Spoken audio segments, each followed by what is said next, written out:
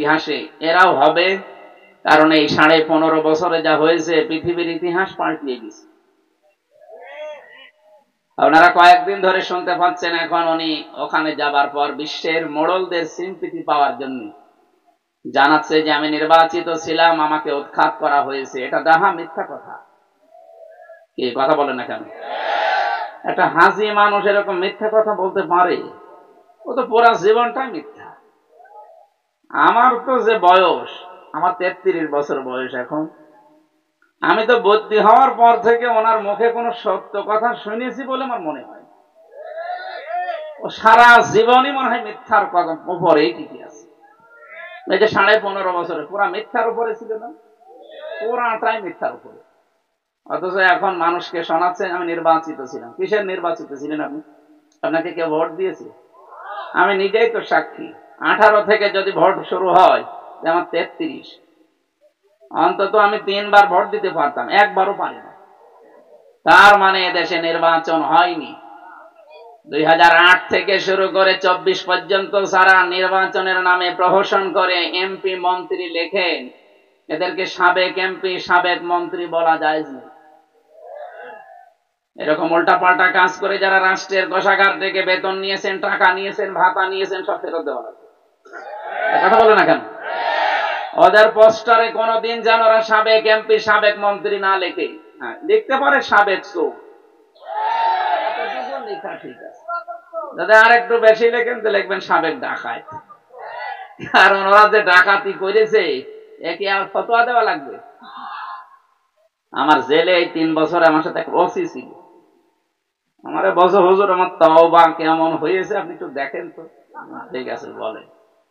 বলছে এই যে নির্বাচন গেল, এটা আমি বাইরে ছিলাম, রাত 12টার পর থেকে আমি শুরু করলাম ভোট কাটা। আমার যে লোকজন আছে তাদের নিয়ে ফজর পর্যন্ত এই কাজ করি। এ বাক্স ভর্তি করে পাঠিয়ে দিলাম জায়গা মতো। আমি গোসল করার পর ওযু করি, 2 রাকাত নামাজ পড়লাম আর বললাম আস্তাগফিরুল্লাহ। হুজুর আমার এই তওবা কি হয়েছে? না, আপনি কি আল্লাহর কাছে দোষ করেছেন যে আস্তাগফিরুল্লাহ পড়বেন? আপনি দোষ করেছেন হামজার কাছে। কথা বলছেন এখানে। একটা এমপি বানাতে 3.5 থেকে 4 লাখ হামজা লাগে, আর তাদের রায় আপনি একাই সব দিয়ে দিলেন। আর এখন বলছেন আস্তাগফিরুল্লাহ। কিসের আস্তাগফিরুল্লাহ আপনার? আপনি আগে 3.5-4 লাখ হামজার কাছে যে স্বীকার করবেন যে আমার ভুল হয়ে গেছে। কথা বলছেন এখন। আপনাদের এই আসনের যিনি মন্ত্রী ছিল, ক ম, তারপরে আমি আর জানি না, অকর্মা কে যেন বলতো, অকর্মা। সে যাই হোক, যাই করেছে। এই লোকটা যে তালিকা করেছিল মুক্তিযোদ্ধা রাজাকারের, আসলে একটা অকর্মা। 10,000 মানুষের তালিকা দিয়েছে, তার মধ্যে 8,500 রাজাকার আওয়ামী লীগ। একটা কথা হইল? টাকা পয়সা দিয়ে আপনাকে ওই জায়গায় বসিয়েছে এত আশা করে, আর আপনি একেবারে 10,000-এর 8,500 লাগিয়ে দিলেন আওয়ামী লীগের রাজাকার। কি করেছেন আপনি? ওই চেয়ারে বসার যোগ্যতাই নেই। যদি বিএনপি জামাতকে 8,500 বানাতেন তাও তো একটু ভালো হইত। যা করেছেন, ভুয়া মুক্তিযোদ্ধা বানিয়েছেন যাদেরকে। এখন যিনি দায়িত্বে আছে তিনি কিন্তু একটু উদারতা দেখিয়েছে। যারা ভুয়া মুক্তিযোদ্ধা, আপনার নিজে তো জানেন যে আপনি কি। এখন যদি সত্যি স্বীকার করেন তাহলে আপনাকে মাফ করে দেওয়া হবে। আর যদি সাক্ষ্য প্রমাণে, যদি দলিল প্রমাণে নেই, এমনি আপনি ঘাস কাটতে যে হাত কাটিয়ে গেছে, বস আমি মুক্তিযোদ্ধা। এরকম ছিল না? ছিল। যদি ধরা পড়েন আপনার কিন্তু সামনে খবর আছে, কারণ এটা স্বাধীন হয়েছে যাদের রক্তের বিনিময়ে। এখন 24 সালে তারা কিন্তু এই মিথ্যা সহ্য করতে পারে না বলেই জীবন দিয়েছে। মিথ্যার উপরে যারা টিকে ছিল তাদের ছাড়বে? ওসি সাহেবকে ওই দিন বলেছিলাম, স্যার আপনি এক কাজ করেন, আমি তো ফাঁসির কন্ডেম ছেড়ে 24 ঘন্টা তালা লাগানো, আপনি এসেছেন আমার সাথে দেখা করার জন্য। আপনি যদি সত্যিই মাপ পেতে চান, আপনার বিবেকে যদি নাড়া দেয়, তাহলে 3.5 লাখ 4 লাখ মানুষের কাছে যেয়ে বলবেন যে আমার ভুল হয়ে গেছে, স্বীকার করবে। কারণ তওবা হচ্ছে ওইটা, অপরাধ যার কাছে স্বীকার করবেন তার কাছে। এদেশে এই তওবা হয় না। দোষ করে একজনের কাছে আর মাপ চায় আরেকজনের কাছে। কত মানুষ দেখে কাবা শরীফের গিলাফ ধরে কান্দে। আরে ভাই, আপনি কাবার গিলাফ ধরে কান্দেন কোন কারণে? আপনি কি কাবা শরীফের মালিকের কাছে দোষ করেছেন? যদি ওনার কাছে কোনো দোষ করে থাকেন তাহলে ওনার কাছে বলেন। আপনি তো দোষ করেছেন 18 কোটি মানুষের কাছে। আগে এদের কাছে বলেন ঘরে ঘরে যে আমার ভুল হয়ে গেছে, আমি এই 15.5 বছরে উল্টাপাল্টা করেছিলাম, এখন আপনারা কি করবেন করেন। ওরা বলে যদি প্রত্যেকেই বলে যে আমরা মাফ করতে পারি, আপনার পাশায় একটা করে লাথি দেবো, তাই খাওয়া লাগবে। কি কথা বলছেন এখন? কারণ আপনি আমার অধিকার নষ্ট করেছেন, আমি যা বলবো তাই করা লাগবে। যদি বলে যে বাঁশ দিয়ে আপনাকে পিটাবো, আপনাকে তাই মানে নেওয়া লাগবে। 2 নম্বরে ভয়ঙ্কর বিষয় হচ্ছে আপনি যে মাফ চাবেন, এই কয় বছরের ভেতরে অনেক হামজা মরে গেছে, আপনি তাদের কাছে মাফ চাবেন। কথা বলছেন না কেন? এই জন্যই তো সমস্যা হয়ে দাঁড়িয়েছে। জালেমকে যারা টিকিয়ে রাখার জন্য 15.5 বছর চেষ্টা চালিয়েছে, ডাইরেক্ট ইনডাইরেক্ট তাদের কপালও পুড়ে গেছে। কি কথা বলছেন? এই জন্য আগামীতে আমরা কোন জালেমকে যেন অন্তত সাহায্য সহযোগিতা না করি। যারা আসবে আগামীতে আমরা তাদেরকে আহ্বান জানাবো, কেন জীবনে যেন জুলুম এই শব্দটা আপনার না থাকে। এটা ঘৃণিত শব্দ। এটা যারা পৃথিবীতে জুলুম করেছে আল্লাহ তাদেরকে নিন্দিত ঘৃণিত করে রেখে দিয়েছে। আপনি তাকান, এই যে যারা জুলুমবাজ ছিল দুনিয়ায়, একজন সাহাবীর সন্তান ছিল, হযরত আবু সুফিয়ানের সন্তান ছিল, নাম কি? ইয়াজিদ। কি সুন্দর নাম দেখেন তো। এই নামটা পর্যন্ত আজ একটা গালি হয়ে গেছে, খালি জুলুম করার কারণে। ইয়াজিদ এত সুন্দর নাম যদি গালি হয়ে যায় জুলুমের কারণে, 15.5 বছর যারা জুলুম করেছেন, আপনার নাম যত সুন্দর হোক, কালের আবর্তনে আপনার নামও গালি হয়ে যাবে। এক কথা বলেন না কেন? কোরআনে কারীম জানিয়েছে সূরা নমল, সূরা নমল মানে পিপীলিকা, 19 নাম্বার পারার 20 নাম্বার পৃষ্ঠার 7 নাম্বার লাইনের 52 নাম্বার আয়াতে আছে, ভালো করে মিলাবে। ফাতিলকা বুয়ুতুহুম খাবিয়াতাম বিমা যালামু। আল্লাহ যারা আঙ্গুল দিয়ে দেখাচ্ছে এই সেই ঘরগুলো, বুঝতেছে?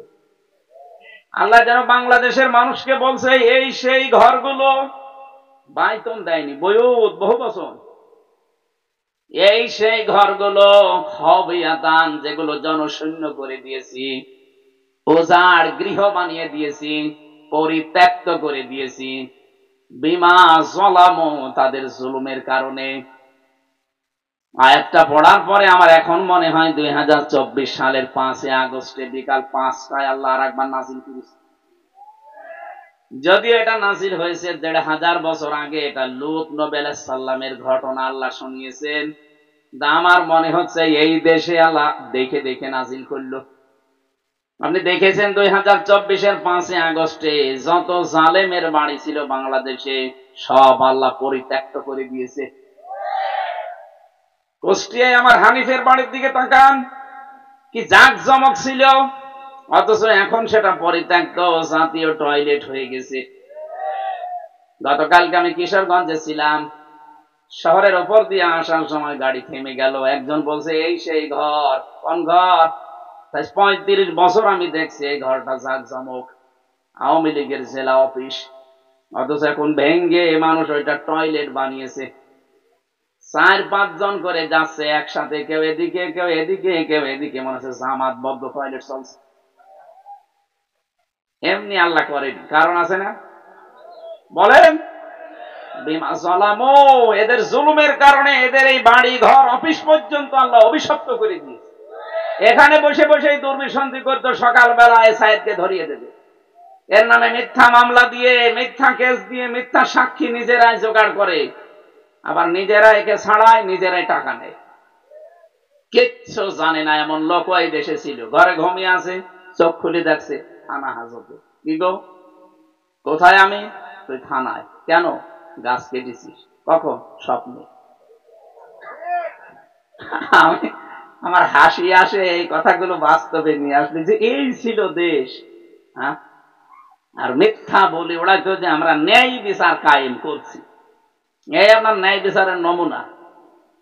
কিচ্ছু জানে না একটা লোক, এই লোকটাকে আপনি এনে বললেন যে আপনি গাছ কেটেছেন, ও গাছ কাটা কি তাই তো জানে না। গাড়িতে আগুন দিয়েছেন কখন? স্বপ্নে। সব যদি স্বপ্নে হয় তো আমার জামিনও সামনে দিয়ে দেন। আল্লাহ তো এমনি এই বাড়ি ঘর গুলো উজাড় গৃহ বানিয়ে দেয়নি, কারণ এইটাই যে মানুষগুলো যেখানে বসে বসে জুলুমের দুর্বিসন্ধি করে, ষড়যন্ত্র করে, জায়গাটাও আল্লাহর কাছে অভিশপ্ত হয়ে যায়। কাবা শরীফ তাওয়াফ করছিলাম, ষষ্ঠ চক্কর দিয়ে 7 চক্কর দেওয়ার পরে উপরে গেলাম, একটু দেখি আমার পেটে ব্যথা করছে। এক পুলিশকে বললাম, ইয়া আখি তাআল, এদিকে আসেন। এতক্ষণ তো আমি ভালোই ছিলাম, হঠাৎ আমার পেটে ব্যথা করছে, কারণ কি? এখানে কি আশপাশে কোনো ফার্মেসি আছে? পুলিশ আমারে বলছে, ইয়া হাজিউল হুজ্জা তাইনা বিলা দোকান। ও হাজি, দেশ কোথায়? জি তুমি বাংলাদেশ। বাংলাদেশ থেকে এসেছি। ওর ভাষা দিয়ে আমারে বলছে, হাজি আপনি জানেন না এটা কোন জায়গা? না তো। আবু জাহেলের বাড়ি। আপনি এখনো পায়খানা না করে দাঁড়িয়ে আছেন, তাড়াতাড়ি করেন। পায়খানা করে দেখি আমার পেটের ব্যথা ভালো হয়ে গেছে। আল্লাহ যেন আমাকে জানাতে চাচ্ছে, হামজা এত টাকা খরচ করে আসলে আর ওই শয়তানের বাড়ি পায়খানা না করে চলে যাবা, তাড়াতাড়ি করো। আমার তো ঠিক ওইটাই মনে হচ্ছে এখন।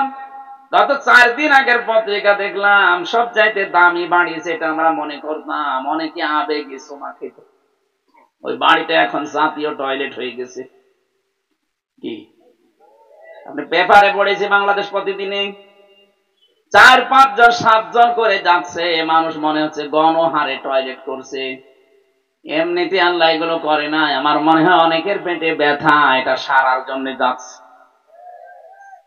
তাহলে এখান থেকে আমাদের কি বিষয় আছে?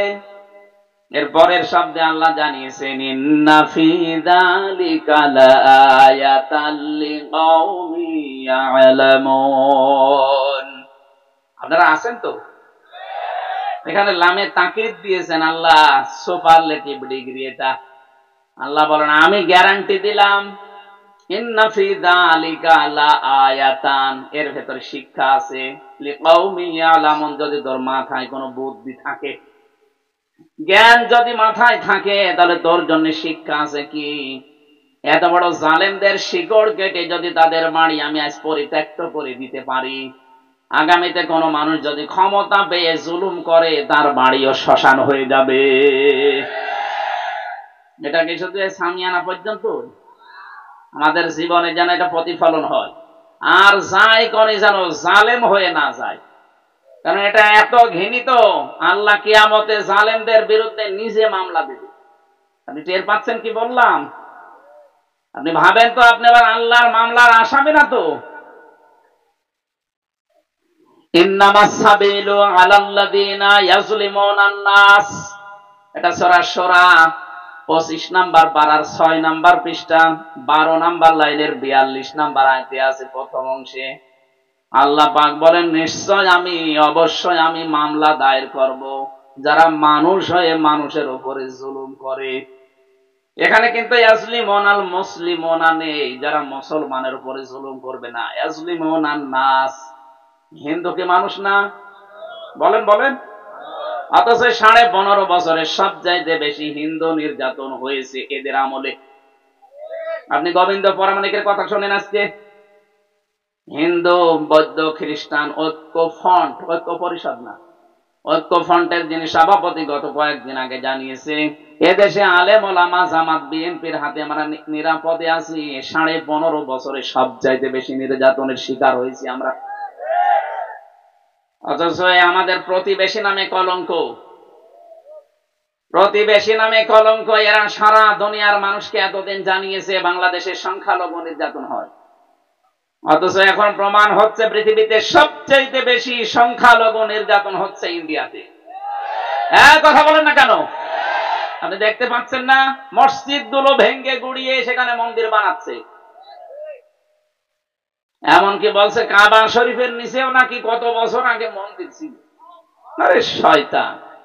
এখন যদি আমরা বলি ঢাকার স্বামীবাগের এই ইসকন মন্দির, এটা 1000 বছর আগে এখানে মসজিদ ছিল, দে ভেঙে দে, এবার টের পাবেন। এমনকি আমরা এখন দেখতে পাচ্ছি ওরা ষড়যন্ত্র করে কক্সবাজার চট্টগ্রাম এই পুরাটা নিয়ে নেওয়ার ধান্দায় আছে। এটা যদি নিয়ে নেন আমরা কি আঙ্গুল চষবো বসে বসে? এদেশে 18 কোটি মানুষ, পুরা চট্টগ্রাম না, 1 ইঞ্চি জায়গা যদি কেউ জুলুম করে নির্যাতনের মাধ্যমে নিতে চান, 36 কোটি নিয়ে মরব। বলেন মানে চট্টগ্রাম নিয়ে নেবেন মানে? এটা কি যৌতুক চাচ্ছেন আপনারা? আর মেয়ে তো পালিয়ে গেছে, যৌতুক কিসে? পালানো মেয়ের যৌতুক আছে স্যার? পালানো মেয়ের যৌতুক কিসের? ওরা সারা জীবন বলতো ভারত আর আমাদের স্বামী স্ত্রীর সম্পর্ক, স্বামী স্ত্রীর সম্পর্ক হোক আর দেওয়ার ভাবির হোক, যৌতুক নেওয়াও জায়েজ নেই, দেওয়াও জায়েজ নেই। আর যার সাথে গেছে তার সাথে তো বিয়েও জায়েজ নেই, কারণ তার হচ্ছে ফুল হাতা, আমাদের হাফ হাতা। ওর ফুল হাতা না, যে দাদার কাছে আছে, দাদার কি হাফ হাতা না ফুল হাতা? কথা বলেন না কেন? আর আমাদের হাফ হাতার সাথে ফুল হাতা যায়। এটাকে আমি বানালাম।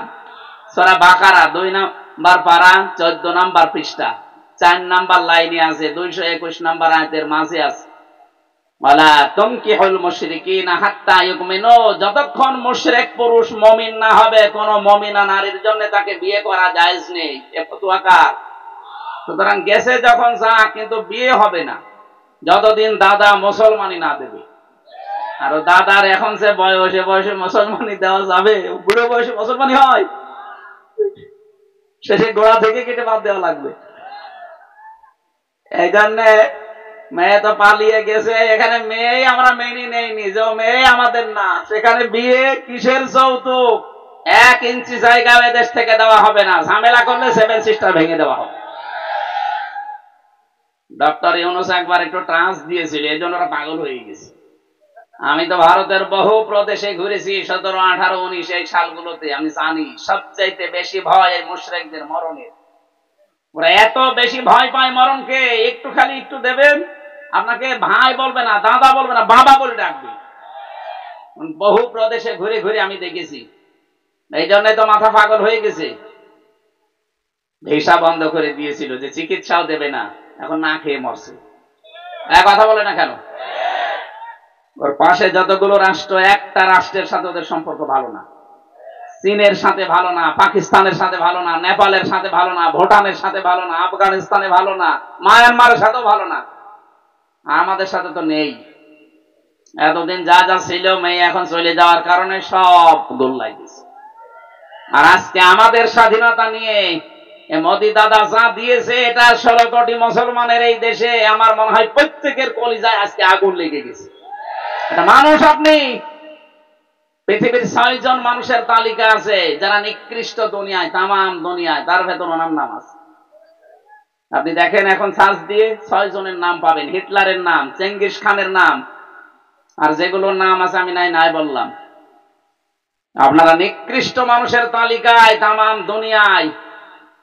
আর আমাদের এই মুসলমানের 96% এই দেশের মানুষকে নিয়ে, এদের স্বাধীনতা দিয়ে প্রশ্ন তোলেন, উল্টাপাল্টা কথা বলেন। প্রতিবেশী আল্লাহ দিল, এমন প্রতিবেশী দিলেন, প্রতিবেশী বলে এটা না দিয়ে যদি আমার মনে হয় আমাদেরকে সাগরের মাঝে ফেলে দিত, তাও ভালো হইতো। এমন একটা ঝামেলাপূর্ণ জায়গায় আছি আমরা। আল্লাহ তুমি আমাদেরকে যত রকমের চক্রান্ত ষড়যন্ত্র আছে সব থেকে বাঁচাও, বলেন আমিন। আলহামদুলিল্লাহ, ঠিক আছে, যান আমরা দোয়া করি। যান। সুবহানাল্লাহ, আলহামদুলিল্লাহ, লা ইলাহা ইল্লাল্লাহ, সুবহানাল্লাহ। এই কোথায় যাচ্ছেন? বসেন।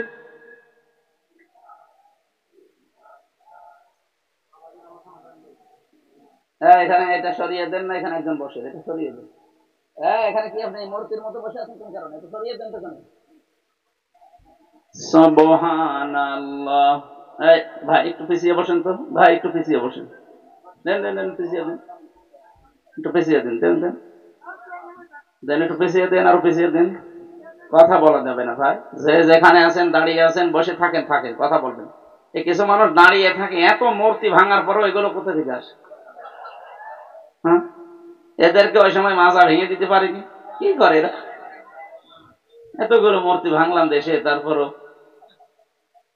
না। কুষ্টিয়ার ওইটা একটু শক্ত ছিল, মজবুত ছিল বেশি, কারণ টাকা খরচ করেছিল। ও হাত দিয়ে ভাঙা যায়নি, সে ভেগ এনে ভাঙা লেগেছে। তো এ মনে হয় ওইগুলো এখানে এসে দাঁড়িয়ে আছে। ওর মাজা ভেঙে দেন তো, দেখেন দাঁড়িয়ে আছে না বসে। বসতে পারেন না, এখন বসতে পারেন না। হ্যাঁ, আপনাকে বলছি বসেন না কেন? ও আবার অন্যদিকে তাকাচ্ছে। রংপুর বিভাগের মানুষ আমি জানতাম যে গাড়ির হরেন দিলে তাকিয়ে দেখে যে কে দিচ্ছে।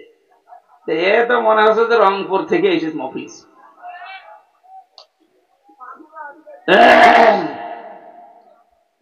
আল্লাহুম্মা সাল্লি আলা সাইয়্যিদিনা মাওলানা মুহাম্মাদ ওয়ালালি সাইয়্যিদিনা মাওলানা মুহাম্মাদ।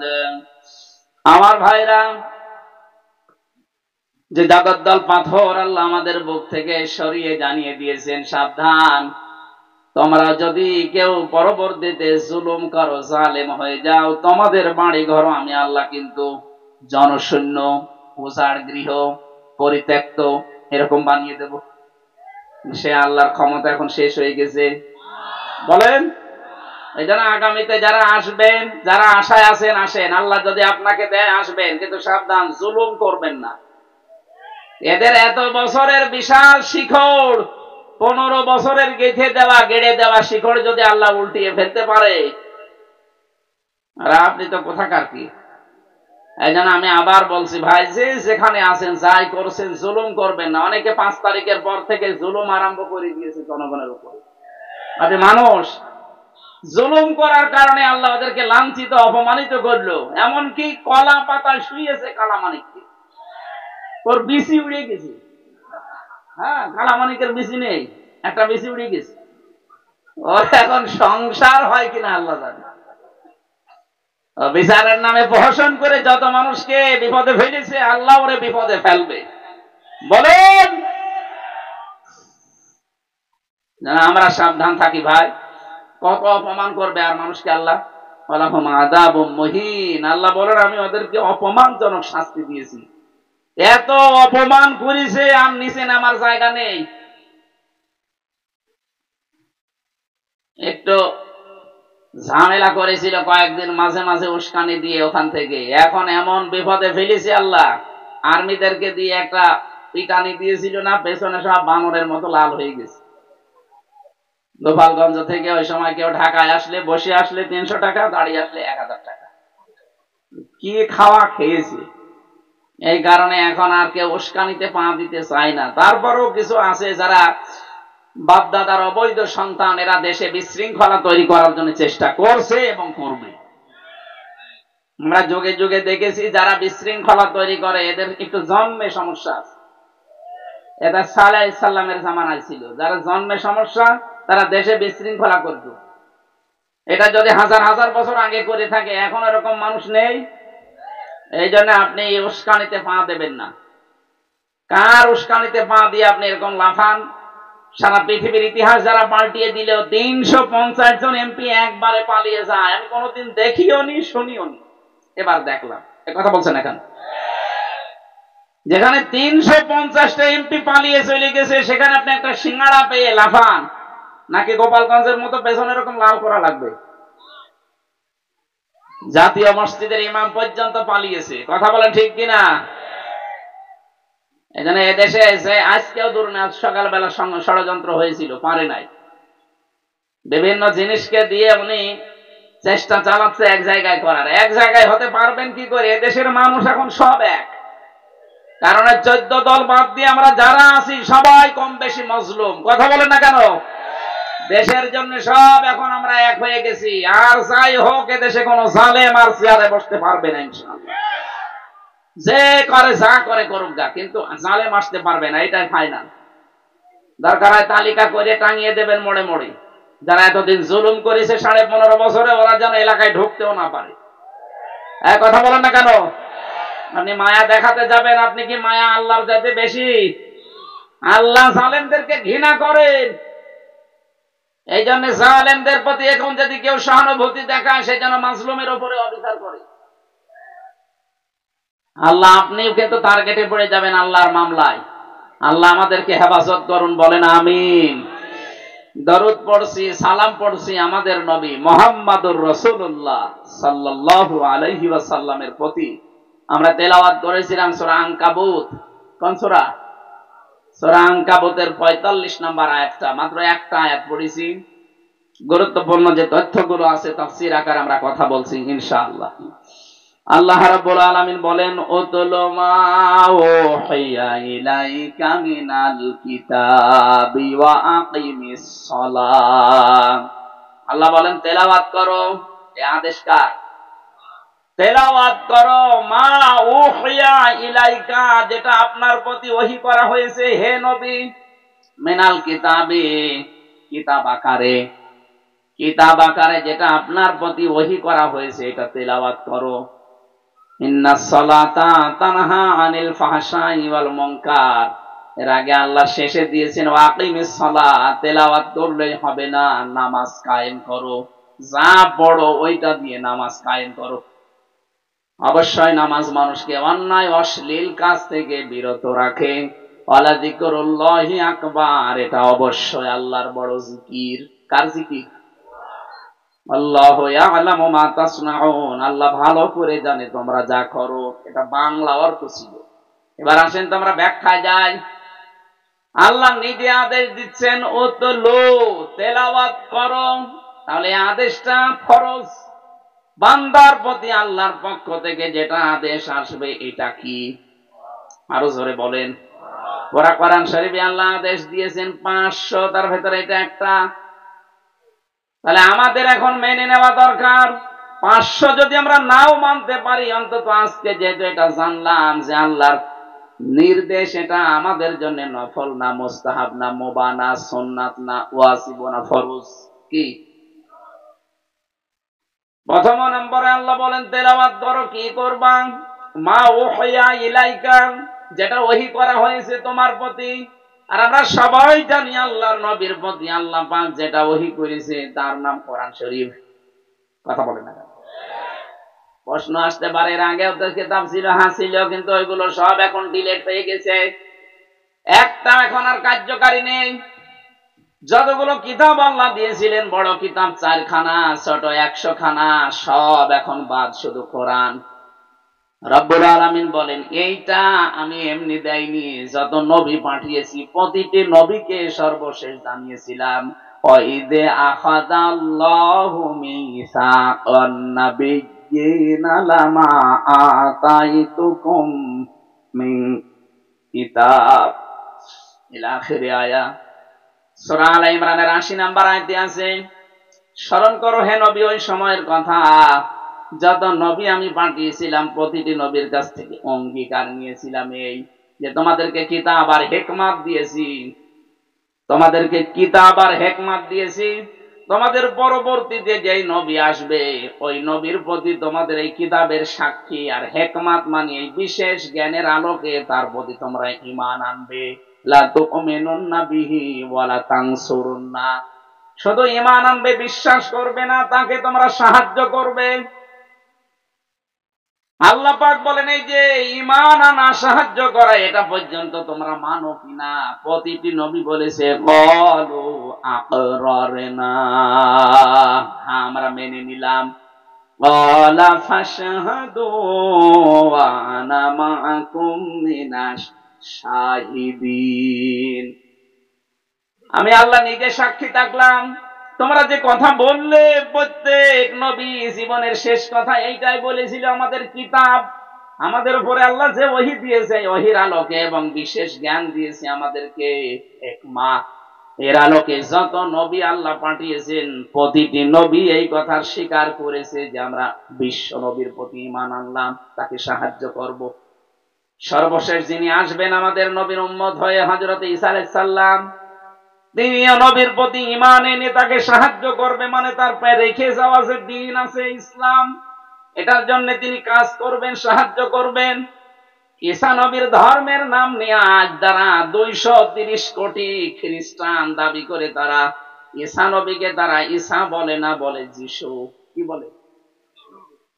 আপনারা তো জ্ঞানী মানুষ, আপনাদের তো বিবেক আছে, যেহেতু রেকর্ড হচ্ছে বিভিন্ন ভাষায় এটা ছড়াবে। খ্রিস্টান যারা আছেন তাদেরকে বলছি, আমি আপনাকে মুসলমান হতে বলি না, জোর নেই আমাদের ধর্মে, জবরদস্তি নেই, লা ইকরাহা ফিদ্দিন, কিন্তু আপনাকে বিবেক আল্লাহ দিয়েছে, একটু কাজে লাগান। আমাদের ধর্মীয় গ্রন্থ কোরআনে কারিমের সূরা আলে ইমরানের 80 আর 82, 81 82 এই তিনটা আয়াত একটু পড়েন। একটু বাংলা, ইংরেজি, আরবি, উর্দু, ফার্সি যে ভাষা আছে পড়েন আপনার ভাষায়। আপনি যদি সত্যি বিবেক কাজে লাগাতে পারেন, আপনি আর নিজের ধর্মে থাকবেন না, আপনি নিজে বাধ্য হবেন মুসলমান হতে। আপনি যাদের মেনে চলেন সেই নবী পর্যন্ত এই ঘোষণা দিয়েছিল, ক্বালু আকরারনা, একজন দুইজন না, সবাই বলেছে আমরা স্বীকৃতি দিলাম।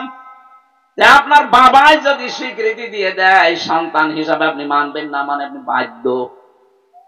আমি যতগুলো হিন্দুকে পর্যন্ত মুসলমান বানিয়েছি, কাউকে চাপ দিয়ে জোর করি না, ওরা নিজেরা ইচ্ছা করে এসেছে। আর কিছু মানুষকে বলেছিলাম যে আমাদের ধর্মীয় গ্রন্থটা পড়ে।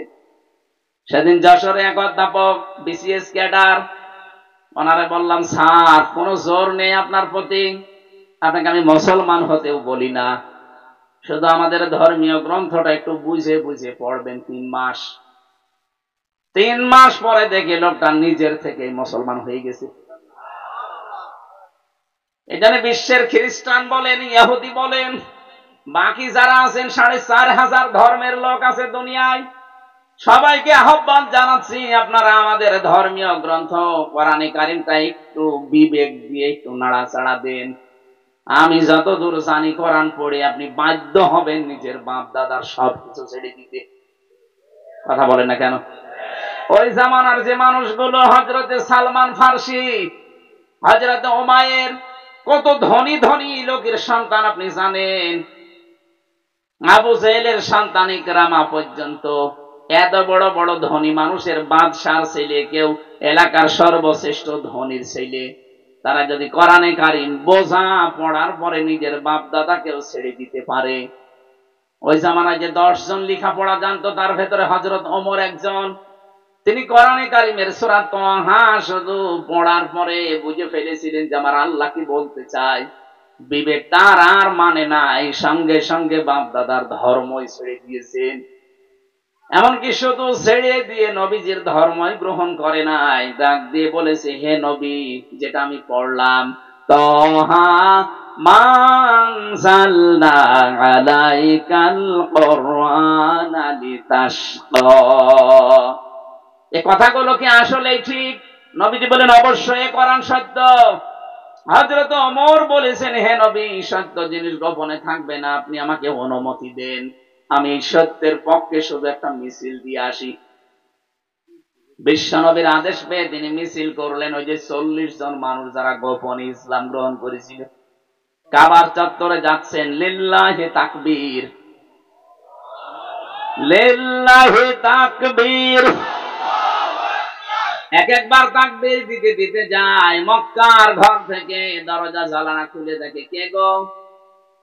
এই মক্কায় কাবায় কে তাকবীর দেয় আল্লাহর নামে? এত বড় বুকের পাঠাকার। তাকিয়ে দেখে মিছিলের সামনে হযরত ওমর। তাড়াতাড়ি জানালা দরজা বন্ধ করে বলছে, দরকার নেই, ওর সামনে গেলে মাথা থাকবে না। আমার তো মনে হচ্ছে সেই সময় এসে গেছে। এখন বাংলার 64 জেলার 630টা থানা থেকে শুধু এক একজন ওমর যদি বের হয়ে তাকবীর দিতে পারে, কাফের মুশরিক এই দেশে যারা মুনাফিক আছে মুসলমান নামে, এমনি বাপ বলে ডাকবে। আপনি টের পান আমি কি বললাম? শুধু এরকম সৎ সাহস নিয়ে দাঁড়ানো লাগবে কোরআন বুঝে। হযরত ওমরের মতো মানুষ এই দেশে 630টা থানা আছে, এখন এক একজন ওমর আমরা চাই। আল্লাহ যেন নিজ গুণে তৈরি করে দেন, বলেন আমিন। কারণ যাদের কাছে কোরআন আছে, মানুষগুলোকে দেখলে শয়তান পর্যন্ত ভয় পায়। হযরত ওমরের জন্য কোন রাস্তা দিয়ে যদি যেতেন, শয়তান পর্যন্ত ওই রাস্তায় 40 দিন যেতে ভয় পেত। যে বাংলাদেশে বহু শয়তান এখনো আছে না নেই? জালেম যদি নাও থাকে, শয়তান আছে, মুনাফিক আছে? বলেন।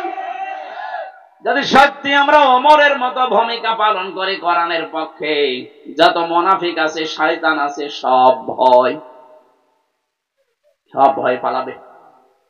হযরত ওমর যদি খালি কোরআন শুনে একটু বুঝেই উনি বলেন, হে নবী আপনি আমাকে অনুমতি দেন, আমি আর গোপনে থাকতে চাই না, ওপেন হতে চাই। 15.5 বছর 15 বছর তো গোপনই ছিলেন, কোরআন এখন পড়ছেন, বুঝতেছেন, এখনো গোপন থাকবেন? এখন একটু ওপেন হওয়া যায় না? হ্যাঁ বলেন না কেন? একটু ওপেন হয়ে দেখেন, কোরআনে কারিমে দেশে কায়েম হয়ে যাবে। 2024 সালের আগস্ট মাসের 5 তারিখের আগ পর্যন্ত একটা জরিপ ছিল এদেশে, 100 জনের মাত্র 15 জন চাইতো যে ইসলাম কায়েম হোক। কিন্তু এখন এই মাত্র 3 মাস 7-8 দিনের ব্যবধানে এখন 100 জনের 58 জন মানুষ চাচ্ছে যে দেশে কোরআনে কারিম কায়েম হোক।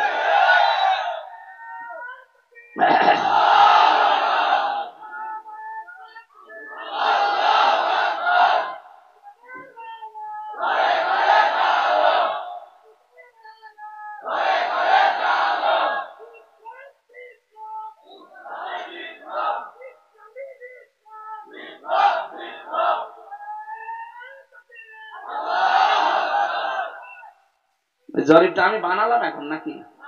হ্যাঁ, আপনি আন্তর্জাতিক যতগুলো রিপোর্ট আছে দেখেন, 100 জনের 58 জন মানুষ এখন চাইছে দেশে আমরা কোরআনের আইন চাই। আর কিছুদিন যেতে দেন, 100 জনের 100 জনই বলবে আমরা কোরআনের আইন চাই।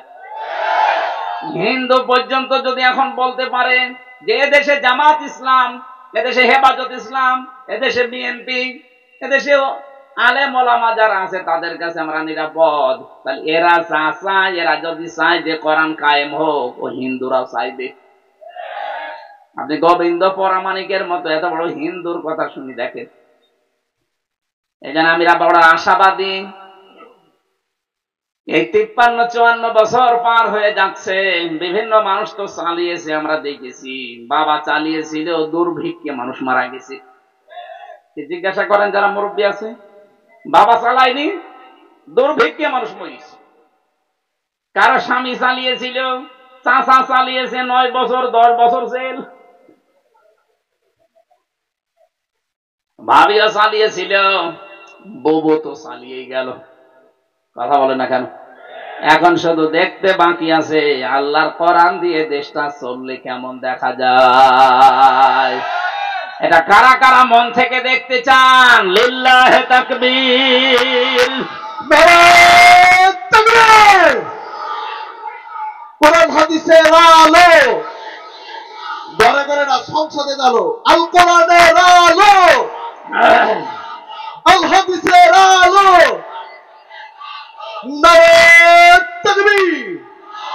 আলহামদুলিল্লাহ ভাই, যেহেতু কোরআনে কারিমের কথা এসেছে এই জন্য বলছি, কোরআন যারা আমরা পড়ি, আমাদের প্রতি কোরআন 6টা জিনিস চাই।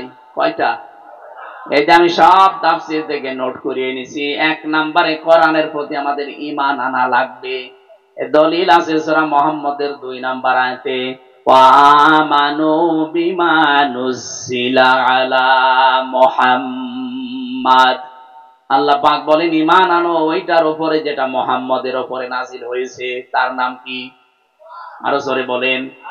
আহুয়াল হাক্কু মির রাব্বিহিম, এটা রবের পক্ষ থেকে কোরআন সত্য। কাফারা আনহুম সাইয়্যাতিহিম, সত্যি যদি কোরআনে কারিমকে ঈমান আনতে পারে কোন মানুষ, আল্লাহ বলেন আমি তার জীবনের অপরাধগুলো কাফারা পরিবর্তন করে দেব, ওটা পাল্টিয়ে দেব, আমি আল্লাহ মাফ করে দেব, কাফারা করে দেব। কি দিয়ে? ওয়াসলাহা বালাহুম, তাদের যে মন্দ কিছু গেল ওই মন্দগুলো আমি আল্লাহ সংশোধন করে দেব। এমন এমন ভালো কাজে আঞ্জাম দেওয়ার সুযোগ দেব লোকটাকে, ওই লোকটা ভালো কাজ করলে পেছনের অন্যায়গুলো মাফ হতে থাকবে, ভালোগুলো যোগ হতে থাকবে। ইল্লা মান তাবা ওয়া আমানা ওয়া আমিলা আমালান সালিহান ফাউলাইকা ইউবাদদিলুল্লাহু সাইয়্যাতিহিম হাসানাত। বলেন আল্লাহু আকবার। সূরা ফুরকানের ৭০ নম্বর আয়াতে আল্লাহ বলেন, যারা সত্যি এই নিয়ত করে যে আল্লাহ আজকে তওবা করে ভালো হয়ে যাব, এই নিয়ত আমাদের আছে না? আজকে যারা বাড়ি থেকে কষ্ট করে শীতের ভেতরে এসেছেন যে আল্লাহ আমি আর যাই করেছি জীবনে আজকে আমি ভালো হয়ে যাব, এই তাওবা করার নিয়তে যারা বাড়ি থেকে এসেছেন, ওয়া আমানা যারা ঈমান আনবে, ওয়া আমিলা আমালান সলিহা যাদের নিজের কাজকর্মগুলো সংশোধন করে নেবে, যাই করেছি ভুল করেছি, শয়তানের ধোঁকায় পড়ে হোক, নফসের জালে পড়ে হোক, অন্যায় তো হয়ে গেছে আর না, এখন আমি সত্যিই ভালো হয়ে যাব, এরকম সংশোধনমূলক জীবন তৈরি করার জন্য যারা আল্লাহর নবী ঘোষণা যারা বসে আছে, ফাউলাইকা, আল্লাহ যেন তার হাত দিয়ে এভাবে আমাদেরকে দেখিয়েছেন যে এই গাজীপুরের, এই কালিয়াকৈর, রামচন্দ্রপুরের এই মানুষগুলো, ফাউলাইকা ইসমে ইশারা, এর আগে ফা আছে, আল্লাহ যেন এইভাবে দেখিয়ে দিচ্ছে যে এই মানুষগুলো ইউবাদদিলুল্লাহ, আমি আল্লাহ নিজেই বদল করে দেব, পাল্টিয়ে দেব, পরিবর্তন করে দেব, সাইয়্যাতিহিম হাসানাত, এদের জীবনের যত অপরাধ ছিল সবগুলো নেকি দিয়ে। এই যে আজকে এখানে এসে অন্তত আর যাই হোক আমাদের এখন গোনা হচ্ছে, বলেন বলেন, বড় লাভ হবে যদি এই শর্তগুলো মানতে পারি, ঈমান আনবো, আমলে সালেহ করার সিদ্ধান্ত নেব, তাওবা করার মাধ্যমে পৃথিবীর পেছনে যত অপরাধ আমার ছিল, আমার এই যে 33 বছরের জীবন, পুরা যত অপরাধ আমার হয়েছে আল্লাহ সবগুলো আজকে মাফ করে পুরাটাই নেকি বানিয়ে দেবে। এ বিশ্বাস আমাদের আল্লাহর উপরে আছে না নেই? আল্লাহ ইচ্ছা করলে পারে না? বলেন, মাস্ট বি, উনি পারবে। ইন্নাল্লাহা ইয়াগফিরুদ যুনুবা জামিআ, একটা গুনাহ তোর বাকি থাকবে না, সব মাফ করে দেব। লা তাকনাতু মির রাহমাতিল্লাহ, আমার রহমত থেকে নৈরাশ হয়ে যাস না। ইন্নাহু হুয়াল গফুরুর রহিম, কারণ আমি আল্লাহ একদিকে গফুর আর একদিকে রহিম। এত সুন্দর দুইটা নাম আল্লাহ ব্যবহার করেছেন। আপনি গনা মাপের জন্য কোন পীরের কাছে গিয়ে পাবেন না, গনা মাপের জন্য কোন মাজারে গিয়ে পাবেন না, গনা মাফ করতে পারে শুধুমাত্র আল্লাহ। আরো জোরে বলেন কে? এই জন্য তিনি গফুর আর রহিম এই শব্দ দুইটা নাম হিসাবে নিয়েছেন। গফুর নামের কারণে এত মানুষের গুনাহ আল্লাহ মাফ করবে, মানুষের কল্পনা হয় না যে আল্লাহ এত মানুষকে মাফ করতে পারে। কিয়ামতের দিন আল্লাহ এই নামটা যখন ধারণ করবেন, যেহেতু 5000 নাম আছে আল্লাহর, 99টা আমরা কায়দায় জানি, এক একবার এক একটা নাম যখন ধারণ করবেন দৃশ্যগুলো আলাদা হয়ে যাবে। এদিকে তাকান, আল্লাহ যখন কাহার এবং জাব্বার নাম ধারণ করবেন পুরা ময়দান কাঁপতে থাকবে। নবীজি পর্যন্ত বলেন আমি 50 বছর একাধারে সেজদায় আছি, মাথা তোলার সাহস আমার নেই। আল্লাহ কোন নাম নিয়েছেন? জাব্বার আর কাহার। যখন তিনি গাফফার আর গফুর এই নামগুলো নেবেন, রহমান আর রহিম, আল্লাহ পাক বলেন এই নামগুলো যখন ধারণ করে আমি বিচারের কাঠগড়ায় দাঁড়াবো, বিচারের মঞ্চে যখন আমি নিজে মঞ্চস্থ করে আমি নিজে বসবো, বিচারের এইরকম চেয়ারে, আল্লাহর যে চেয়ার আছে, যাকে আল্লাহর সামনে নিয়ে এসে বলবেন তোর বিচার হবে, যখনই গফর নামটা নেবেন আর গাফফার নামটা নেবেন, সঙ্গে সঙ্গে আমার আল্লাহর রহমতের জরিয়ায় জোশ পয়দা হবে। লোকটাকে সামনে নিয়ে বলবে তোর সবার সামনে বিচার করব না, কুদরতি একটা চাদর দিয়ে ঢেকে নেবেন। এটা তাফসিরে হাক্কানিতে আছে। কুদরতি একটা চাদর দিয়ে আল্লাহ ঢেকে ফেলবেন, চারিদিকে ঢাকা থাকবে, কেউ আর এদিকে দেখতে পাবে না। আল্লাহ নিজে নিজে ওকে ডাক দিয়ে বলবে ওই হামজা, এই এই গোনাগুলো করেছিলি। ও যেহেতু জানবে আল্লাহর কাছে আর সব ওপেন হয়ে গেছে, কোনো কিছু গোপন নেই, মাথা নিচু করে বলবে আল্লাহ আমার ভুল হয়ে গেছে। যখনই বলবে আল্লাহ আমার ভুল হয়ে গেছে, রব্বুল আলামিন বলেন আমার রহমতের দরিয়ার ভেতরে জোশ পয়দা হবে, যেহেতু আমি এখন গাফফার আর গফুর আর রহিম আর রহমান এ নাম নিয়ে বিচার করছি। ওর চোখের দিকে, কাকতি মিনতির দিকে তাকিয়ে শেষ পর্যন্ত আমি বলবো যা করে মাফ করে দিলাম, তোকে আমি গোপনে মাফ করে দিলাম, যা জান্নাতে চলে যা। কারণ কিয়ামতে আল্লাহর যে বিচার ব্যবস্থা আমরা পড়েছি, আল্লাহ যদি কারো উপরে অবিচার করে, অবিচার তো নেই আল্লাহর বিচারে, আছে? আল্লাহর বিচারে কোনো অবিচার নেই। আল্লাহ পাক বলেন অহুম লা ইউজলামুন, আমি জুলুম করি না, আমার বিচারে কোনো অবিচার নেই। কিন্তু আমি যদি কারো উপরে ন্যায় বিচারও করি, সে বাঁচতে পারবে না। আল্লাহর বিচারে অবিচার নেই, ন্যায় বিচার করলে প্রত্যেকেই ধরা খাবেন। কি কথা বলেন না কেন? প্রশ্ন আসতে পারে, ন্যায় বিচার করলে ধরা খাবো মানে? হ্যাঁ, ধরা খাবেন। আপনি যদি এক গ্লাস পানি পান করেন, কিয়ামতে আল্লাহ যদি কোনো কিছু জিজ্ঞাসা না করে শুধু এক গ্লাস পানির কথা জিজ্ঞাসা করে, আপনার বাবা এক গ্লাস পানি তৈরি করতে পারবে?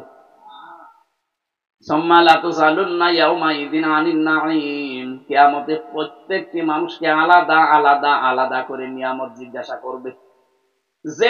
যেই নিয়ামত আপনি দুনিয়ায় পেয়েছেন ওটা আলাদা আলাদা প্রশ্ন হবে।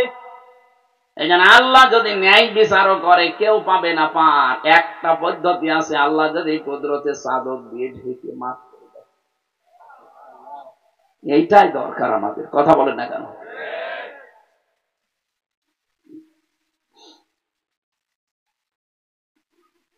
আমার ভাইরা, এজন্য আজকে যারা অন্তত এসেছি এই নিয়তটা করেন যে আমি সত্যি এতদিন যাই করেছি আজকে আমি তাওবা করে সত্যি ভালো হয়ে যাব। ঈমান আমি যাই এনেছি এই ঈমানটাকে ঝালাই করে সংশোধনের মাধ্যমে ভালো ভালো কাজে এখন আমি আঞ্জাম দেব। যেই কয়েকদিন আছি, কার জন্য আমি কি করছি? এই দুনিয়ার জীবনটা পুরাটাই ধোঁকা। এই যে ছেলে মেয়েগুলো চলে যাচ্ছে আস্তে আস্তে, এই বাচ্চাগুলো কার জানি না।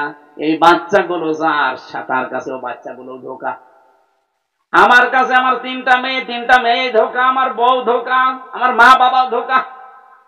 প্রশ্ন আসতে পারে, দুনিয়ায় যদি ধোঁকা হয় তাহলে কি? হ্যাঁ, আমি ওদের সাথে ভালো ব্যবহার করি এই কারণে, কারণ ওদের ওই ভালো ব্যবহার দিয়ে আমার আখিরাত তৈরি হয়। কি? আমার মায়ের সাথে বাবার সাথে ভালো ব্যবহার করি, তাদের হক আদায় করি এই কারণে, কারণ এইটা দিয়ে আমার আখিরাত তৈরি হবে। আমার স্ত্রীর সাথে আমি ভালো ব্যবহার করি, তার খাবারের ব্যবস্থা করি এই কারণে, কারণ এইটা দিয়ে আমার আখিরাত তৈরি হবে। যদি এগুলো দিয়ে আমার আখিরাতই তৈরি না হয়, তো বউ দিয়ে আমি ছাটা করবো কি? না 15, 20 বছর 30 বছর আমি সংসার করলাম, কি হলো?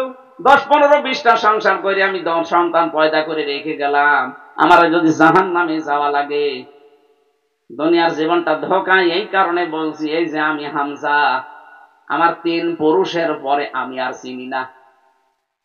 আমার বাবা রিয়াজউদ্দিন, তার বাবা জাহান আলী, তার বাবা নমাজ আলী, এরপরে আমি আর চিনি না। সত্যি কথা বলছি, গাজীপুর বাসী, এরপরে আমি কিন্তু চিনি না, আমার জানা নেই। এখন যদি ওই নমাজ আলীর বাবা, যে ওই লোকটা যদি এখন কুষ্টিয়ায় এসে বলে যে এই 2 তলা বাড়ি আমার, এই ভিটা আমি কিনেছিলাম, আমার বানানো, দাঁত মুখ খুলে ফেলবো না? ভণ্ডামি করা জায়গা পান না? কিসের নমাজ আলীর বাবা আপনি? আমি তো নমাজ আলীকেই আর চিনি না। এমনকি এখন যদি আমার দাদা এই 2 বছর আগে মাত্র মারা গেছে, আমি জেলে থাকতে, ও জাহান আলীও যদি এসে বলে ও জাহান আলীরও কোনো বেল নেই। কথা বলছে না কেন? এটা শুধু আমার একা নাকি আপনাদেরও? প্রত্যেকের। এই জন্য আল্লাহ মাতাউল গুরুর দিয়েছেন, এটা পুরা ধোঁকা। অথচ এদের মুখে হাসি ফোটাতে, এদের আরামে, এদের খাবার দাবার বৈধ অবৈধ নেই, বাবা শাহজালাল সব হালাল করে আমি দেখছি। আপনার অবৈধ ইনকাম, অবৈধ টাকা পয়সা যা উপায় করছে, এটা ভোগ করার জন্য আপনার স্ত্রী, আপনার সন্তানাদি, আপনার মা বাবা 2 পায়ে খাড়া। কিন্তু এর দ্বারা যে গোনা হচ্ছে বা হয়েছে, একটা গোনা আপনার মা বাবা, আপনার স্ত্রী নিতে রাজি না। আমি কি এটা বানিয়ে বললাম? বলেন, এইটা বাস্তবতা। এই জন্য আমরা সাবধান হব এখনই। কোরআন আমাদেরকে পড়বে, ঈমান আনার মানে হচ্ছে এইটাই। আমি কোরআনের উপরে ঈমান এনেছি, আমার পেছনের অপরাধ গুলো যেন আল্লাহ আমাকে মাফ করে, আমার আমল যেন সংশোধন করে দেয়। 2 নম্বরে কোরআন আমার কাছে চাই, আমি যেন কোরআন পড়ি। ফাইদা ক্বরানাহু ফাত্তাবি' কুরআনা, সূরা কিয়ামার 18 নম্বর আয়াতে আছে। 3 নম্বরে কোরআন আমার কাছে চাই, আমি যেন কোরআন শুনি। এই যে শুনতেছি, এভাবে না। আল্লাহ বলেন ফাসতামিউ লাহু ওয়া আনসিতু। আরে ভাই, সামিয়া দিলেও তো হয়ে যেত, বাবই পাল্টিয়ে গেছে। ভাবে সামিয়া ইয়াসমাউনা, ভাবে ইফতিয়াল শব্দটা আল্লাহ এত গুরুত্বপূর্ণ দিয়েছেন। সামিয়া মানে শোনা, আর যখন বাপ পরিবর্তন হয়ে ভাবে ইফতিয়াল থেকে আসে, বাংলা অর্থ দাঁড়ায় মনোযোগ সহকারে তোকে শুনতে হবে। কারণ কথাগুলো হামজার না, এই কথাগুলো সরাসরি আল্লাহর। এজন্য কোরআন শুনতে হলে 1 নম্বরে মনোযোগ সহকারে, 2 নম্বরে চোখ ফাঁকা লাগে, 3 নম্বর 4 নম্বরে কোরআন আমার কাছে চাই আমি যেন কোরআন বুঝি। এখানে 100 জনের 98 জন কোরআন বোঝে না। কথা বলে না কেন? কোরআনের প্রতি আমাদের 6টা হক দায়িত্ব, 4 নাম্বারটাই তো অধিকাংশ মানুষ আমরা ফেল, নাকি বেশি বললাম? 5 নাম্বারটা কোরআন আমাদের কাছে চাই আমরা যেন কোরআন মানি। মানার পরিবেশ আছে এখনো? এখন এমন অফিস আছে যেখানে ঘুষ ছাড়া কাজ হচ্ছে না। কোরআন কি ঘুষ দিতে বলে? কথা বলেন না কেন? এমন জায়গা আছে এখনো পর্যন্ত সাদাবাজি চলছে। জামাতের আমির ডাক্তার শফিকুর রহমান অলরেডি ঘোষণা দিয়ে দিয়েছেন, যদি সামনে ইসলাম দেশে আসে, সাদাবাজি না, সাদাবাজির ছয়াকার দয়াকারও থাকবে না। আমরা এইটাই চাই। কষ্ট অর্জিত সম্পদ দিয়ে একটা ঘর বানাবো, আর মেজ ভাই আসবে, ছোট ভাই আসবে, বড় ভাই আসবে মিষ্টি খাওয়ার জন্য। ওর মিষ্টি খাওয়াবো কিন্তু মুখ দিয়ে না। এক কথা বলছে না কেন? তোর মিষ্টি খাওয়া যদি এত শখ থাকে, তোর বাবার টাকা দিয়ে মিষ্টি খা। আমি কি বেশি বললাম? এটা দেশে হয়েছিল না 15.5 বছরে ছিল না, এখনো চলছে অনেকে। এই সাদাবাজি বন্ধ করা লাগবে। এটা যে কত বড় জুলুম একটা লোকের প্রতি। 15 বছর 20 বছর বিদেশ খেটে একটা ঘর বানাবে, সেখানে ও মিষ্টি খেতে চায়। আরে শয়তান ফকির না, তোর মতো ইতর মানুষ এদের থাকা দরকার নেই। এজন্য কোরআন যদি আমরা মানতে পারি, ফাহাল্লা হালালাহু ওয়া হারামা হারামাহু, হালালকে হালাল জেনে মানা, হারামকে হারাম জেনে ছেড়ে দেওয়া, সে পরিবেশ এখনো আসেনি। এটা আসবে যদি এদেশে কোরআন কায়েম হয়। কথা বলেন না কেন? তখন হাদিসের শেষ কথা, আদখালাহুল্লাহুল জান্নাহ, আপনি মনে করবেন যে আপনি জান্নাতে চলে গেছেন। যেহেতু এই দেশে এখনো কোরআন কায়েম নেই, এই জন্যই তো অর্থনৈতিক ভাবে আমরা হাজারো মানুষ সুদ খাই। এলাকায় আমি জানি না খবর, এই যে টাকা ছেড়ে রাখে, টাকা আছে সুদ। এই যে 1000 টাকা দিলে 200 টাকা বেশি দেয়, 1200 টাকা দেয়। এক কথা বলছে না কেন? এই কাজ প্রকাশ্য সুদ। মায়ের সাথে জেনা করার গুনাহ হচ্ছে। কারা কারা এই কাজে আছেন ছেড়ে দেবেন, হাত তোলেন তো। ও এলাকায় আপনি বলেন যে আছে, এলাকায় নেই। এলাকা তো ফিরে আসবে মাঠে জঙ্গলে, দেখছে বিশাল বিশাল জঙ্গল, এখানে মানুষই তো বাস করা করি, সুদ খাবে কি করে? আলহামদুলিল্লাহ, যাকে একটা বলে ভুল করে ফেললাম। এলাকায় যদি 2-1 এরকম গোপনে কেউ থাকেন, ছেড়ে দিন। নাই তো আপনি মায়ের সাথে জেনা করে এসে নামাজ পড়ছেন, আপনার নামাজ হবে? কত বড় নিকৃষ্ট কথা বলেন তো। একটা সন্তান যত খারাপ হোক, ওর মায়ের সাথে এই কাজ করতে রাজি হবে? বলেন। অথচ সুদ যারা এভাবে খাচ্ছেন, এই যে জমি জায়গা দিয়ে অনেকে সুদ খায়। 1 বিঘা জমি এই হুজুরকে দিলাম, উনি 1 লাখ টাকা আমারে দিলে, যতদিন জমি চাষ করে খাবো তখন টাকা ফেরত দেওয়া লাগবে না, যখন জমি ফেরত দেবো টাকা ফেরত দেবে। এই সিস্টেম আছে কি? এটার নাম কি? রিহাত বন্ধক যাই বলেন না, এটা সুদ হচ্ছে, এটা ছেড়ে দেওয়া লাগবে। এটা বৈধ করার 2টা পদ্ধতি আছে। 1 নম্বরে যতদিন জমি করে খাবেন ততদিন আপনার ওই সরকারের খাজনা দেওয়া লাগবে। 2 নম্বরে যখন উনি টাকা ফেরত নেবে 1 লাখে, অন্তত 8 থেকে 10,000 টাকা কম নেওয়া লাগবে। জানি যে এটা লস হয়, এই জন্য অনেক মানুষ দিতে চায় না। আরে ভাই, লাভ হোক লস হোক আপনার কি দরকার বলেন তো? বিধান কার? আপনি লাভ লসের মালিক আপনি নাকি? এই বিধান উনি দিয়েছেন, আপনাকে 8-10,000 টাকা কম নেওয়া লাগবে। বিধানের ভেতর অনেক কল্যাণ আছে। আপনি বলেন না আমার লস হয়ে যাবে, লাভ লসের মালিক তো আপনি না, আপনি তো তার বান্দা, যা বলবে তাই করা লাগবে। 1 লোক গরু বিক্রি করে রাস্তা দিয়ে যাচ্ছিল রাতের বেলায়, ডাকাত ধরে বলছে, গো চাচা গরু বিক্রি করেছেন, টাকা কই? বলছে, বাবাজি বিক্রি করতে পারিনি, গরু বাড়ি নিয়ে আসলাম। বলছে, বেটা তুই গরু বিক্রি করলি না কোন কারণে? বলছে, দাম বেশি হয়নি তাই। দাম তো দরকার কি, টাকা তো আমরা নেব। টাকা তো আমরা নেব, তুই বিক্রি করলি না কেন তাই বল। আপনি লাভ লসের হিসাব করেন, আপনার সবই তো আপনি অলরেডি দিয়ে দিয়েছেন আল্লাহকে। যখনই বলেছেন ইন্না সলাতি ওয়া নুসুকি ওয়া মাহইয়ায়া ওয়া মামাতি লিল্লাহি রাব্বিল আলামিন, যে আমি যে বেঁচে আছি, আমি যে মরে যাব, আমার নামাজ, আমার রিজিক, আমার কোরবানি সব কার জন্য? সেই লোকটা কোনোদিনই জমি জায়গার এই ব্যবসায় সুদ খেতে পারে? টাকা পয়সা দিয়ে টাকা নিয়ে টাকা দিতে পারে না? ভাই ছেড়ে দিন, আপনার রিজিক লিখা আছে। আপনি দুনিয়ায় আসার 50,000 বছর আগে আল্লাহ লিখে দিয়েছে যে আপনি কি খাবেন আর কতটুকু পাবেন। সুতরাং যেটার গ্যারান্টি নেই যে মরণের পরে কি হবে, আপনার ওই গ্যারান্টি ঠিক করেন আগে। যদি বুদ্ধিমান দাবি করে থাকেন, আগে ওই জীবনটা ঠিক করেন। এই জীবন চলে যাবে যেভাবেই হোক। যাদের জন্য যা রেখে যাচ্ছেন, একটা মানুষও আপনার পাপের বোঝা বহন করতে রাজি না। এজন্য কোরআন শরীফের আসল সামারাইজ এইটা, যে মানুষ ধোকায় পড়ে আছে। কি হলো সালমান এফ রহমানের দরবেশের?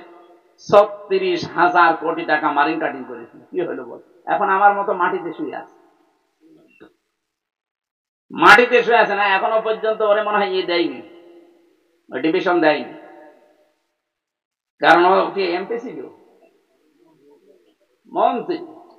আমি বললাম না ওদের এমপি মন্ত্রী বলা যাবে না, ওটা তো অবৈধ। ভোট চোর, কিসের মন্ত্রী কিসের এমপি? ওরা শুনলাম এই জনায়েদ আহমেদ বলক, যেটা ইন্টারনেট বন্ধ করে মানুষ মারার মাস্টার মাইন্ড এই লোকটা, ও বলেছিল আমার মাজায় ব্যথা, রিমান্ডের কারণে আমি কমোড চাই। তো কমোড ভেতরে দিচ্ছে এদিকে।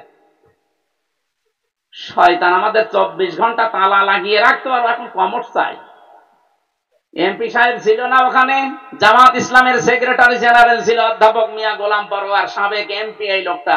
এরে তাই ডিভিশন দেয়নি। আমার পাশের বিল্ডিং এ ছিল। আপনাদের ঢাকার এক এমপি ডাক্তার সালাউদ্দিন দেওয়ান বাবু না কি নাম যেন, সেই লোকটাও তো ছিল আমার পাশে জেলে। কই তারা এমপি না? তারা তো জনগণের ভোটে এমপি, তাদেরকে আপনি দিলেন না। জামাতের 5 বারের এমপি, 25 বছর একাধারে এমপি, মাওলানা আব্দুস সোবহান পাবনার, বুড়া মানুষ, 83-85 বছর বয়স লোকটা। আর তারে নিয়ে আপনি এই বয়সে ডান্ডা বেড়ি লাগিয়ে চিকিৎসা দিয়েছে, সে কি পালি হাঁটতেই পারে না। আর এখন এই শয়তান গুলো মনে হচ্ছে জামায় আদরে যাচ্ছে, এদেরকে ডিম দেওয়া দরকার। কথা বলে না কেন? আর এখন এদের উকিল এখন নাকি বলে এদের প্রতি মানবতা বিরোধী কাজ। মানবতা বিরোধী কাজকে এদের কারণে এতগুলো মানুষ মরে গেল। 2724 জন, 22 জন মানুষ মারা গেছে। এই মানুষগুলো গণহত্যার সাথে যারা জড়িত, ডাইরেক্ট ইনডাইরেক্ট, তাদের বিচার না হলে আগামীতে যারা আসবে এই মানুষগুলো আরো ডবল করে অত্যাচার করবে না? এই জন্য আমরা তাড়াতাড়ি চাই আন্তর্জাতিক অপরাধ ট্রাইব্যুনালে যারা আছে এই শয়তানগুলো দ্রুত বিচার করে এদের আল্লাহর কাছে পাঠিয়ে দিই। কথা বলেন না কেন? আগামীতে কোন মানুষজনে এরকম অত্যাচার করতে গেলে ওর 10 বার হাত কাঁপে। কথা বলে না কেন? কোরআনের বিধানগুলো আল্লাহ এইভাবে সাজিয়েছেন এই কারণে, যেন আমাদের কোরআনের উপরে হক, এটা যেন আমরা মানতে পারি। আমাদের মানার পরিবেশ এখনো হয়নি। 5 নাম্বার 6 নাম্বার, এটা বাস্তবায়ন করতে হবে। কি করতে হবে? বাস্তবায়ন তো ফেরেশতারা করে দেবে নাকি? আল্লাহ রাব্বুল আলামিন বলেন এই 6টা হক যারা আদায় করবে তাদেরকে বলছি ওয়া আকিমিস সালাহ, নামাজ কায়েম করো। এটা যদিও রাষ্ট্রের ব্যাপার, নামাজ কায়েম করা ওয়াজের কাজ না। নামাজ কায়েম করবে কে? রাষ্ট্র। বলেন বলেন, রাষ্ট্রের কাজ এটা নামাজ কায়েম করা। এজন্য এমন মানুষকে পাঠাতে হবে যারা বুকে কোরআন নিয়ে প্রবেশ করে নামাজের বিল আনবে। এই 54 বছর তো কত মানুষ গেল, কই নামাজের বিল তো কেউ আনলো না। আমরা চাই এমন মানুষ ওখানে যাক, যারা যাবার পরে অন্তত 4টা কাজ প্রথমে করবে। নামাজের বিল আনবে, যাকাত ভিত্তিক অর্থনীতি কায়েম করবে, ভালো ভালো কাজগুলো আইনের পাশের মাধ্যমে জারি করে দেবে, আর অন্যায় কাজ দেখলে আইন পাশ করে বন্ধ করবে। এ বায়ান কার? আরো জোরে। সূরা হজ 41 নম্বর আয়াত। আল্লাহ যেন মেনে নেওয়ার তৌফিক দেন। নামাজ যারা পড়েন না, কিয়ামতের দিন সবচাইতে বেশি অপমান হবেন আপনি। আউয়ালু মা ইউহাসাবু বিহিল আবদু ইয়াউমাল কিয়ামাতিস সালাহ। কিয়ামতে সর্বপ্রথম আপনাকে হিসাব দেওয়া লাগবে নামাজের। আপনার নামাজ নেই জীবনে, পেছনের সব কিছু আল্লাহ নষ্ট করে দেবে। এলাকায় যারা আছেন ভাই, যাই করেন ফরজ নামাজ ছাড়বেন না, তাহলে আপনার দায়িত্ব আল্লাহ ছেড়ে দেবে। আল্লাহ যদি কারো দায়িত্ব ছেড়ে দেয় 1 সেকেন্ডও বাঁচতে পারবে? আশা করছি আপনি কথার অর্থ বুঝেছেন। আর নামাজ পড়ার পরে যদি কেউ অন্যায় অশ্লীল কাজ ছেড়ে দিতে না পারে, ওর নামাজ পড়ার না পড়াবার সমান। এই জন্য নামাজ যেহেতু অন্যায় অশ্লীল কাজ থেকে বাঁচিয়ে রাখে, ফিরিয়ে রাখে, আমরা যারা নামাজ পড়ছি তারা আরো অ্যাক্টিভ হবো, যারা পড়ি না তারা যেন শুরু করি। আল্লাহ তৌফিক দেন, বলেন আমিন। ওয়ালা যিকরুল্লাহি আকবার, এটা আল্লাহর সবচাইতে বড় জিকির। সুতরাং যারা জিকির করেন নামাজ পড়েন না, আপনার জিকির হচ্ছে না। কারণ নামাজ হচ্ছে সবচাইতে বড় জিকির নামাজ। আল্লাহু ইয়ালামু মা তাসনাউন। ক্যান্সার রোগে আক্রান্ত মারা গেছে তাদের জন্য অবশ্যই দোয়া করব আমরা। সম্মানিত ভাইরা, 11টা পার হয়ে গেছে, আমি আর কথা বাড়াতে চাচ্ছি না, কারণ তাহাজ্জুদ আছে সামনে, ফজরের নামাজ আছে, সকালে কর্মজীবন আছে। আর ওই যে গাড়ি দেখা যাচ্ছে সাদা গাড়ি, আমার জেলখানার লিখিত বই আছে কিছু, একটা আছে মনে হয়, যাওয়ার সময় নিয়েছি। আল্লাহুম্মা আমিন। টাকা পয়সা যারা এনেছেন দেননি, যারা ভেতরে যাচ্ছে ওদের কাছে দিয়ে দিন ভাই, এরা বিশাল আয়োজনে এরা ঋণী হয়ে পড়বে, আগামীতে আর সাহস পাবে না। আমরা ভলান্টিয়ার যারা আছি আমরা নিজ নিজ দায়িত্ব। মা রব্বায়ানি সাগীরা, এই মোনাজাতটা বসে করেন ভাই, বসেন। আল্লাহুম্মা রাব্বিরহামহুমা কামা রব্বায়ানি সাগীরা। রব্বানা আতিনা ফিদ দুনিয়া হাসানাহ ওয়া ফিল আখিরাতি হাসানাহ ওয়া কিনা আযাবান নার। রব্বুল আলামিন, গাজীপুর কালিয়াকৈর থানা, তাকিয়ে দেখো তোমার হাজার হাজার বান্দা বান্দিরা, রাত 11টা পার হয়ে গেছে, শীতের রাত। এতক্ষণ আমরা অনেকেই ঘুমিয়ে পড়তাম। কোরআন শোনার জন্য যে মানুষগুলোর এত আগ্রহ, এদেরকে ওমরের মতো বানিয়ে দাও। সওয়াবগুলো তুমি নবীজির রওজায় পৌঁছিয়ে দাও। দুনিয়ার মাটির নিচে যারা ঈমান নিয়ে ঘুমিয়ে গেল, এদেরকে ক্ষমা করে দাও। আল্লাহ তাআলা, স্বপ্ন বড় আশা জাগে মনে, এ কোরআন দিয়ে দেশটা চলছে, এটা চর্ম চোখে দেখে মরার তৌফিক দাও। যারা একামতে দিনের কাজ এই দেশে করে, তাদেরকে তুমি হামি ও নাসির হয়ে যাও। সম্মানিত মা বোনদেরকে খাদিজার মতো, আয়েশার মতো বানিয়ে দাও। জালেমের জেলখানায় 3টা বছর আমি অসুস্থ হয়ে পড়েছি, আল্লাহ আমাকে শেফায়ে কামেলা জেলা নসিব করে দাও। আমার মতো যত মানুষ অসুস্থ আছে, আল্লাহ অনেকে অসুস্থ শেফা দান করো। আমার জেলের পার্টনার মাওলানা মামুনুল হক অসুস্থ, তার কিডনি নাকি নষ্ট হয়ে যাচ্ছে। আল্লাহ, ভেতরে তো আমিও ছিলাম, আমার অবস্থা ভালো না। আমি দেখেছি জালেমরা যা করে আমাদের সাথে, যে খাবার দেয়, মানুষ এমনি অসুস্থ হয়ে যায়। শরীরের 5 পত্র যেগুলো তুমি দিয়েছো, আল্লাহ মরণের আগে কেড়ে নিও না। রব্বুল আলামিন, যে সমস্ত রোগের কারণে আমাদের শরীরের অঙ্গ প্রত্যঙ্গ নষ্ট হয়ে যায়, রোগগুলো থেকে আমাদেরকে মুক্তি দাও। মুক্ত জীবনে যখন ফিরিয়েই দিয়েছো, আল্লাহ মেহেরবানি করে আমাদের শরীরটা সুস্থ করে দাও। আল্লাহুম্মা গফিরলি ওয়ারহামনি ওয়াহদিনি ওয়াফিনি ওয়ারযুকনি ইয়া রাব্বাল আলামিন। যারা ক্যান্সারে আক্রান্ত, আল্লাহ তুমি রোগের কোনো অ্যানসার নেই, তুমি নিজে এদের অ্যানসার হয়ে যাও। আল্লাহ, তুমি ক্যান্সার থেকে এদেরকে মুক্তি দান করো। যত দিনই প্রতিষ্ঠান এলাকায় আছে, আল্লাহ কোরআনের শিক্ষা, কোরআনের প্রচার প্রসার আরো বৃদ্ধি করে দাও। এ মাহফিল বাস্তবায়ন কমিটিতে যারা আছে, এদের জীবনটা কবুল করো। কত মানুষ বিভিন্ন কায়দায় সাহায্য সহযোগিতা করেছে, আল্লাহ তুমি হামে ওয়া নাসির হয়ে যাও। এলাকায় মাটির নিচে যারাই ঘুমিয়ে গেল, আল্লাহ চিরতরে এদের মাফ করে দাও। এলাকায় যার মাধ্যমে আসলাম, এই থানার সন্তান জহির ভাই, আল্লাহ তার বাবা মাকে মাফ করে দাও। তার স্ত্রীর সন্তান যেগুলো দিয়েছো, সহি সালামতে রাখো। কখন কার কাছে আজরাইল আসে কেউ জানে না। যখনই আসবে আজরাইল, যেন আমরা পড়তে পারি লা ইলাহা ইল্লাল্লাহু মুহাম্মাদুর রাসূলুল্লাহ।